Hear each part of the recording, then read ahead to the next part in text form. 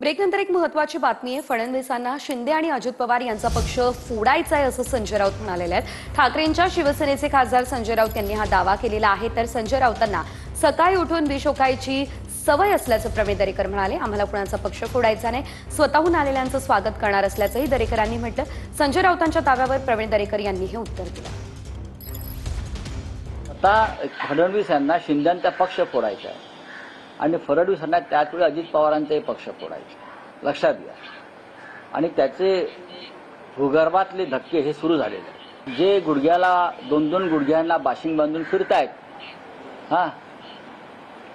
Mister Shinde, त्यांच्या स्वप्नावर त्याने पाणी फेकलेलं आहे। ते जे म्हणत होते की मी फडणवीसांना दिल्लीत पाठवीन, तुम्ही कोण पाठवणार दिल्लीत अस्थिर होणार आहे भविष्यामध्ये। मी जे काय फडणवीसांना ओळखतो, राजकारण पाहतो, फडणवीस हे शिंदेचा बंदोबस्त करायला समर्थ आहे। संजय राऊतांचं सकाळी उठल्यावर राजकीय विष ओकण्याचं काम सुरू असतं। मला वाटतं दिवाळी आनंदात त्या ठिकाणी घालवूया। संजय राऊतांना अशा प्रकारे बोलण्याशिवाय दुसरं काय काम उरलेलं नाही।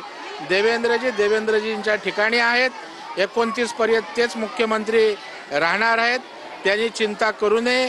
आम्हाला पक्ष फोडायची आवश्यकता नाही, परंतु भारतीय जनता पार्टीच्या नेतृत्वाला भारावून आमच्याकडे कोण येणार असतील तर त्यांचं स्वागत करणं आमचं काम आहे।